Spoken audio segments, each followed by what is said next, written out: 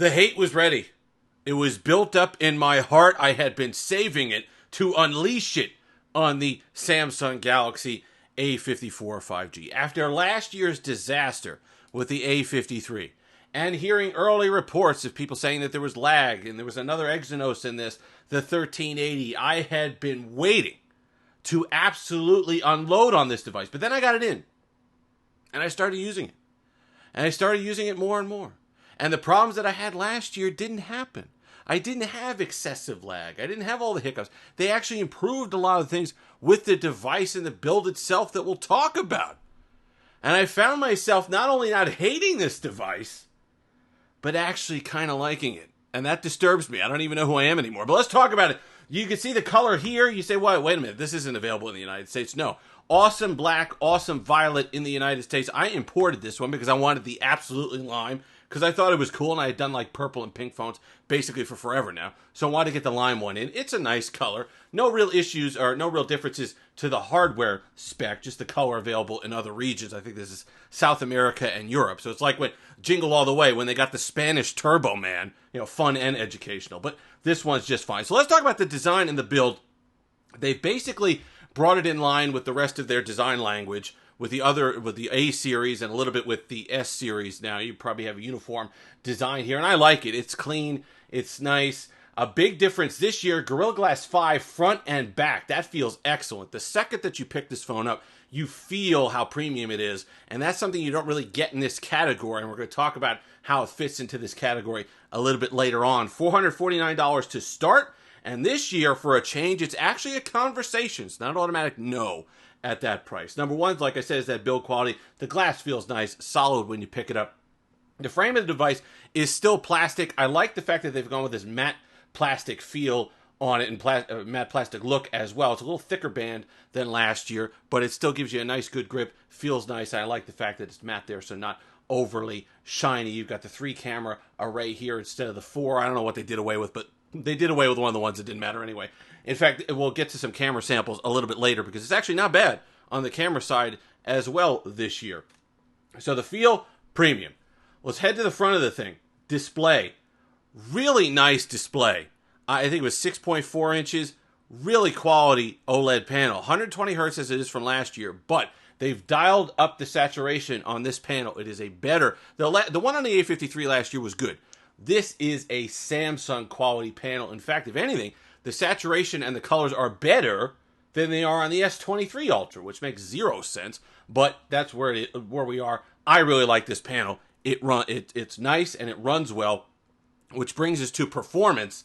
Last year, I didn't care that it was 120 hertz, because to me, 120 hertz only matters when you can actually run your panel at 120 hertz. If you can't push 120 hertz constantly or consistently, I don't care that it's capable of it. I don't feel it because it's jagging around the UI and apps and stuff like that.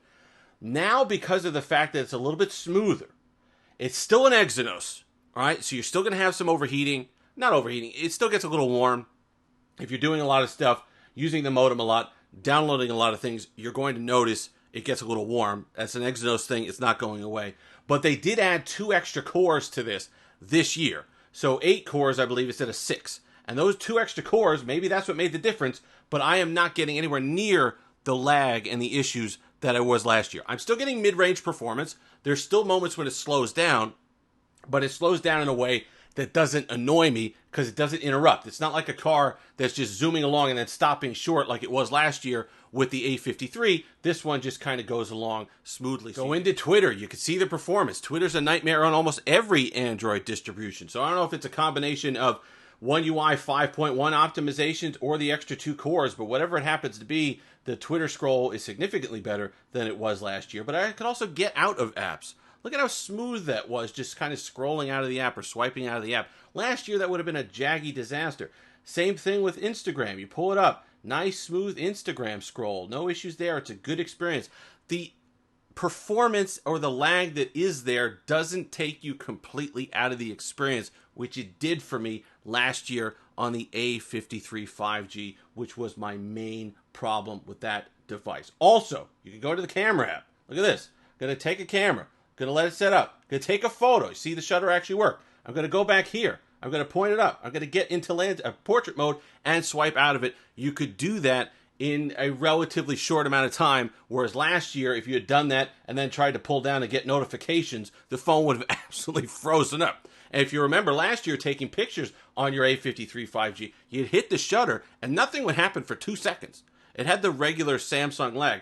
We'll go over the camera now, since we're talking about it, but I was able to take photos faster this year, or at least a little bit faster, on the A54, which means they've worked on it a little bit there. Here are some of the camera shots. I like it. It did a reasonably good job.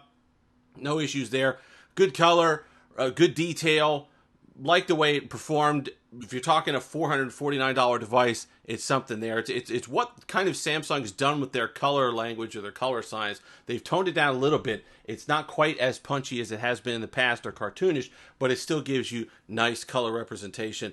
I like it, so the camera is good. Battery life is way improved. I don't know if that's another efficiency of the new Exynos in here, but I was only getting 5.5 hours of screen on time last year with the A53 5G. This one retains the same battery. You got a 5,000 milliamp hour battery in here, but I'm pushing, and it's not even done learning yet. It's still doing the learning, it's still doing all the rest of it. I'm getting 7 hours of screen on time, and I do expect that once it learns to go up from there, but I am liking that a lot. So when you take the entire package, right, we talked last year about how each of these companies had their own way of approaching a $450 phone. What was Apple's? Apple, well, we're going to give you the top-of-the-line processor. We got the very best of the best that we have, but we're going to put it in a design that's basically 47 years old. Okay, that's their way of doing it to get you to $450. Google's like, okay, well, we're going to kind of split the difference. We're going to give you a plastic build. We're going to give you a design that we've used now, kind of in line with the design language of everything else, but the build is going to be a step down. The display is going to be a okay display, not great, 60 hertz, but we're going to give you the flagship processor, so that's the way they're kind of attacking a $450 phone. Samsung's approach has been mid-tier, mid-performance processor, but we're going to give you a lot of the creature comforts of a flagship device. The display, the 120 hertz, a lot of things, stuff you don't even get on a flagship device anymore, like expandable storage. You've got 1 terabyte of micro SD expandable storage if you wish on this device, which a lot of people, that's a deal breaker. Then you put in stuff like the deal breaker with a lot of people need a higher refresh rate. That's a deal breaker for a lot of people in this price range. You look at the improved build, the glass front and back, just the way it looks. It feels like a premium device. It looks like a premium device. So it depends now on what you're looking for in a mid-tier device. Link will be in the description for this one, by the way. It does directly help the channel. I didn't recommend this last year, but this year I feel okay doing that. Pre-orders, you get pre-order bonuses, or I don't know if it's really a bonus. You get the Galaxy Live Buds for $50 if you pre-order, but you also can get up to $250 off on, or rather, you could get $250 by trading in your A53, and I would absolutely do that if you do. And you were rewarded. If you held off, you got your A52 and you were waiting to see what they did with the A54, I think you're rewarded here because it's at least a conversation. Samsung is able to join the conversation of phones in this mid-range, as opposed to last year where they were basically on the sidelines because, yeah, the iPhone SE I think was significantly better, and I think the Pixel 6a was way better. In fact, my favorite budget device of last year, one of my favorite devices overall.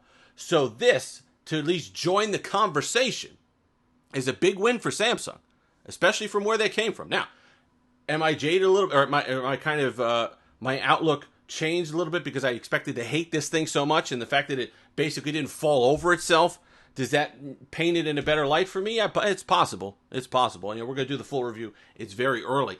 But in comparison to last year's device, this is significantly better in terms of performance and build and what you get and display. You're finally going to be able to take advantage or enjoy some of those higher end spec features like the 120 hertz display, because it finally at least put a processor in there that can handle pushing a display at 120 hertz. Who would have thought? Anyway, I know it's a bit of a long one, but there was a lot to go. There's a lot of interest in this. We're going to have a lot of videos on this device this week. Let me know your questions down below. If you've made it this far, like, comment, subscribe, all that fun stuff. Until next time, have that Steve-licious day.